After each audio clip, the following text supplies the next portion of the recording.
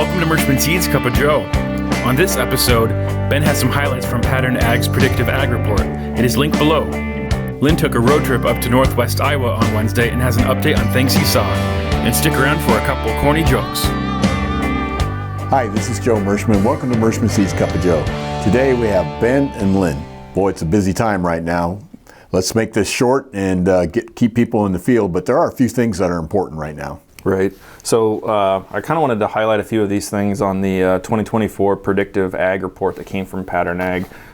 We actually sent it out to all of our dealers just because it's a good tool to kind of look at different diseases and pests that we fight every year, and these are predictive maps on where we saw pressure from last year and predictive maps of where we believe that, like tar spot and things like that. It's all based on DNA soil samples, right? Correct. It's from Pattern Ag, and we've talked about Pattern Ag on the program before a couple different times. So they basically take soil tests just like you would for nutrient soil sampling, and they have the ability to go in and pull the DNA out of that soil sample, and they basically have a lot of the pests in the crop world. They have the pests, so let's call it corn rootworm. They have the DNA sequenced, or whether it be sudden death syndrome, they have that DNA sequenced, and they tell you what level it is out in your field. Yeah, using it at a molecular level. So it's the latest technology as far as a predictive way to know what's in your soil and what are the potential problems. Correct.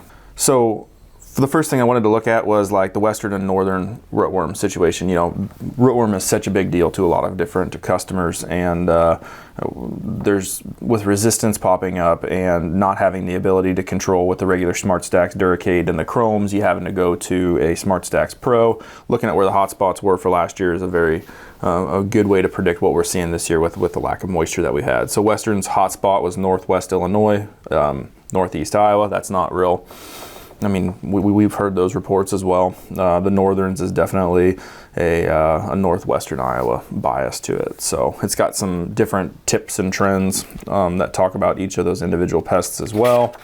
The next disease that I kind of wanted to talk a little bit about, because we spend so much time talking about it, is the soybean cyst nematode and the sudden death syndrome. You can see on page 12 and 13 of this pamphlet here, it talks about where the hot spots for that are. Definitely looks like an Indiana location thing. That doesn't necessarily surprise me with the amount of really productive sandy soils that they have in Indiana, in certain parts of that state. I think that the numbers in Iowa and Illinois kind of surprise me that we don't have random hotspots, but this is what their findings have found, and then the sudden death syndrome side of things. Their findings are based off of, I mean, we don't know what their sample size is when Correct. They're doing these heat maps. So, you know, just because it shows a potential hotspot somewhere in Indiana, and if you're in southeast Iowa, that's why it's very important to know what your field is and not base it completely off of this information. This is just an overall synopsis of what they have found. Correct. And I know when we were working with them a couple years ago, more directly than we are now, you know, they were on hundreds of thousands of acres. So they have decent sample size, Yep. but if you don't have it in a certain quadrant because they don't have a salesman in that area that's super prolific, you know, you may not have perfect results, but these are pretty good results. Sudden death syndrome is the next one that I wanted to touch on. Look at where the hot spot is, central to eastern Illinois. We saw that this past year, so that doesn't surprise me. Well, Alex is going to put the link up, so if you did not see this information, you can go through it, but it's extremely good for a lot of diseases and insect problems, both corn and soybeans. Correct. Yep. There's tar spot in here. There's Cercospora leaf blight of soybeans on the predictive side, so they have enough information based on weather and where the hot spots are on how some of these different diseases are going to affect you in the future too. So take a look at that. It's definitely interesting and worth glancing at, knowing maybe I need to be thinking about this, that, or the other. Well, just keep in mind that you can fight these problems with your soybean and corn hybrid selections. You can also fight these problems with your seed treatments. And then keep in mind also that you guys still have to have the disease triangle in order to have, just because you have the disease present, you still got to have the right environment and a susceptible host before you'll see the disease. So you don't get too upset if you see that, oh boy, I got really bad this particular problem, but in this area according to the maps. Well, if you don't have the conditions to basically grow that disease, it's not going to happen. Right. It's playing the odds. Playing the odds. Yep. The darker the red, the higher the odds are that it's going that spark's going to light. So. I go back to, it's been a couple years ago at ICM conference that I think it was University of Nebraska professor had put up there that where they were getting a lot of success in a yield standpoint was a lot of their defensive hybrids and defensive soybean varieties. And some of that goes back to this exact point that, the racehorses might have the top end, but if there is something that's a yield limiting factor, whether that be a disease pressure or a pest pressure, it doesn't really matter what that top end yield, and then we're kind of keep going back to that. A lot of our offense is played by defense just because we have such a prolific pest pressure, disease pressure. Then we go into fertilizer use efficiencies of different hybrids and that such. So it's definitely a good learning tool for you to use. It's not the end all be all, but if you're interested, definitely reach out to Pattern Ag and have your fields tested if you want to be more in the know on what you have on your own acres. You may not believe this, but when soybeans were first introduced in the United States, they were considered a disease-free crop. Things have really changed. That is absolutely. Boy, we'd like to go back to that, huh? that would be something interesting. Anyhow, Lynn, do you have anything for the cause today? Yeah, so, in true farmer fashion, everyone always wants to know what the neighbors are doing. So this week I got to take a road trip up to Spencer, Iowa, and I was really disappointed to see that there wasn't much moving from West Point to Spencer. Saw 2 field cultivators out in the field. It was one of those where the dust was coming off the tires, but then you look behind the field cultivator and it was like, or should you be doing that? Anhydrous was starting to go back on, and then some hog manure was going on as well. But I saw one planter go down the road and one guy was in the field. It's about a 5-hour drive. Yeah, it's northwest Iowa. Yep. Spencer's right in the middle of the Iowa Great Lakes. Yep. Lake Okoboji, Spirit Lake, beautiful area.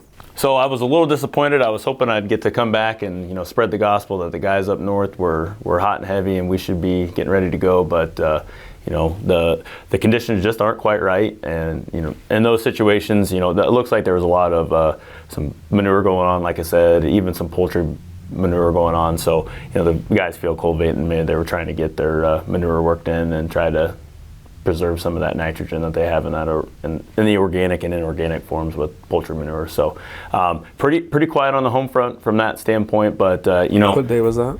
That would have been on Wednesday. Yep. So lots going to change this week though, and this weekend. The guys are really excited, and some of our weather patterns here locally are looking to be a little bit favorable to potentially over the weekend, and then we turn into some wet. So just always the caution is don't get too far out over your skis, and make sure that if you're planting early, that it's always whatever you're more comfortable to replant. But stuff looks good. And talking with my father-in-law last night, we were discussing some of our own operation stuff, and we're going to tiptoe into the corn and beans a little bit, but just not overly excited about beans. And talking with Chris Sealer, last year on our episode with what they went through in April with when you plant early beans, it's really kind of nice to have kind of the minimum standards to plant. You don't like real from hot. a temperature standpoint. Correct. You don't like real hot right afterwards because we kind of want the beans to waller around for a little bit. So we're looking to have conditions that maybe will add a little spark to that. But if you're planting on Saturday or Sunday, you and I have discussed this. I don't think that they're going to take off too bad. So it should be really fun. It'd be a nice probably experiment this year again with we're going to have planting conditions on Friday, Saturday, Sunday. Take 3 days off, and then Friday, Saturday, Sunday again for a couple weeks. So we'll have a good indication on early, mid, and probably a little bit later planted if Mother Nature continues the way that she's going. It's important to get that corn down to that 2 inch to 2 1/4 inch depth, because it's actually, you got more uniform temperatures than if you plant it shallow, plus also to get those crown rots to develop correctly at 3/4 of an inch above below the soil. So don't, just because I'm going to bring it up a little bit, that's the wrong thing to do when you're planting early. Anything else? If not, we'll we'll see if we can make a couple people smile today. Most of you, we know about the superheroes that we have out there. Superman, Batman, whatnot. Of course, this one here is about Iron Man. Okay, what's the difference between Iron Man and Aluminum Man? Iron Man stops the criminals, but Aluminum Man just foils their plans. Okay. My son threw a milk carton at me. How dare he? How dare he? Dare he? Dare he? Oh, okay. All right, this one here. What did the judge with a toothache say to the dentist? What did the judge with a toothache say to the dentist? Do you swear to pull the tooth, the whole tooth, and nothing but the tooth? That's a pretty good one. And the last one. What do you call a beehive with no exit? What do you call a beehive with no exit? Unbelievable. Unbelievable. There you go. There you go. A lot of people ask me how things are going, and I always say unbelievable. And the reason I say that is because it can be unbelievably good or unbelievably bad. So, but it's really funny how most people say, "Oh, that's great." They don't really know that you can use that answer for anything. Anyhow, thanks for watching today. We hope things are going well in the field for you. We hope your family's safe and healthy. We'll see you next week.